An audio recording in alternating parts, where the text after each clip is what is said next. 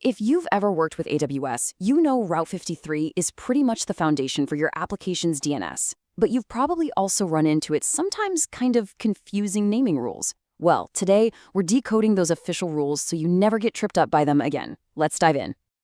So, have you ever hit this exact wall? You go to register a new domain, you get an error, and you're just left scratching your head? I mean, you see underscores all over the place in DNS, so why on earth is underscore mysite.com not allowed when you're trying to register it? It's one of the most common points of confusion, and that's exactly what we're going to clear up right now.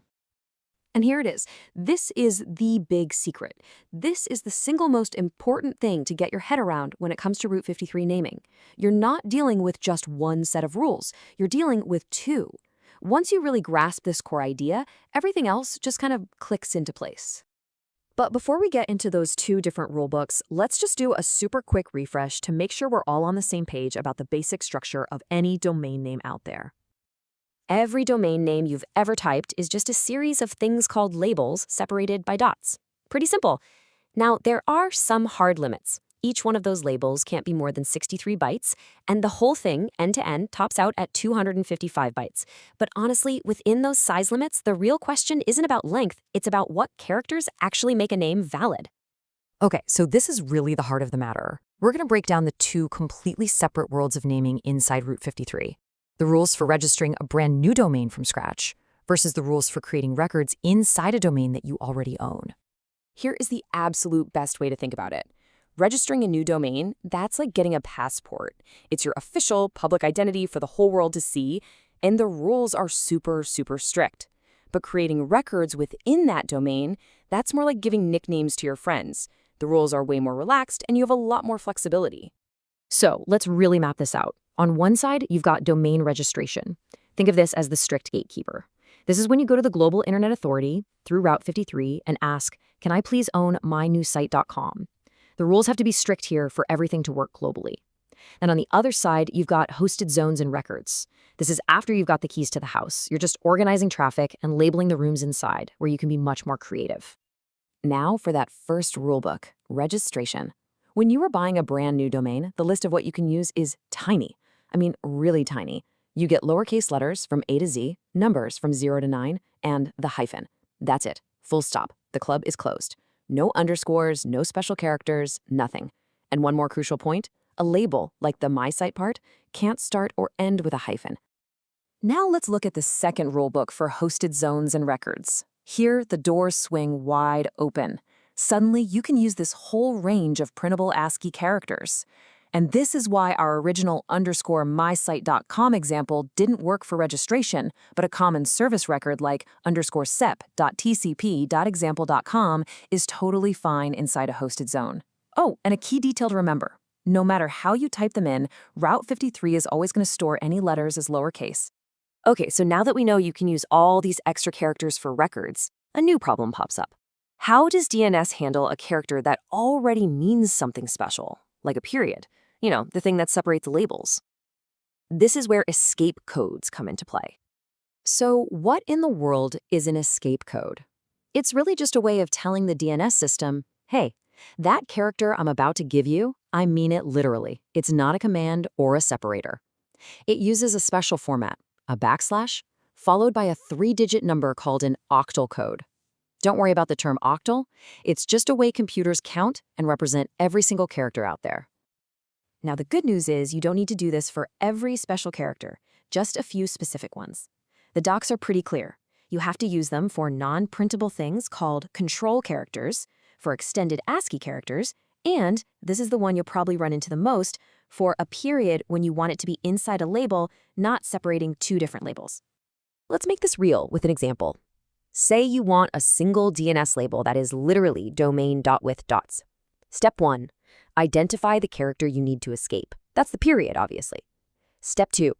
Look up its octal code. For a period, that's 056. And finally, step 3. You just swap out the period with its escape code, \056, so your record name becomes domain056 with /056.com. See? Not so scary. Okay, let's switch gears and talk about one of the most powerful and honestly one of the most commonly messed up features in DNS records, the asterisk or the wildcard. If you only remember one single thing about wildcards, make it this direct quote from the AWS documentation. The asterisk must replace the entire leftmost label. This is the golden rule. Seriously, almost every single wildcard error I've ever seen comes from breaking this one rule. And this slide just lays it all out perfectly. So, .example.com? That works, because the asterisk is the whole leftmost label. But now look at the invalid ones. Prod.example.com? Nope, the asterisk isn't in the leftmost position. And askprod.example.com? That's also a no-go, because it's not replacing the entire label, it has prod tacked onto it. All right, a few other quick-fire facts you need to know. First, a more specific record always wins. So if you have a record for acme.example.com, it will always take precedence over star.example.com. Also, you just can't use wildcards for nameserver or NS records, period. And here's a little bit of trivia for you. If you actually name your hosted zone with an asterisk in it, Route 53 doesn't treat it like a wildcard at all. It just thinks it's a star character. Kind of funny, right? So far, we've pretty much only been talking about characters you'd find on a standard English keyboard. But the web is global, right? So what happens when you want a domain name in, say, Chinese or Arabic or Russian? Well, that's where internationalized domain names, or IDNs, come in. These are just domains that use characters from all different kinds of scripts, like the French Cedilla, Cyrillic letters, or Chinese characters. They're what let people all over the world use the internet in their own native language. But hold on a second. Didn't we just say that DNS only understands that limited set of ASCII characters? Well, yeah, it does. The magic here is a really clever system called Punycode. Your browser takes what a human can read, like the Chinese characters for China, and it translates it behind the scenes into this special DNS-friendly string that always starts with XN_. They both point to the exact same place. They're just two different languages telling the computer the same thing. Now, here's the catch. This is super important. You can't just register an international domain with any old top-level domain, or TLD. The organization that actually runs the .coms or the .asias of the world has to specifically support IDNs, and they have to support the particular language you want to use. So you've always got to check with the TLD registry first. Whew, we have covered a lot of ground, from the basic anatomy of a domain all the way to global domains. So let's pull it all together now with a final cheat sheet to really lock in these key rules. And here we go, everything you need on one slide. For domain registration, just remember, tiny character set, letters, numbers, and hyphens, and that's it. For hosted zones and records, you get way more characters to play with, but you have to use escape codes for special cases.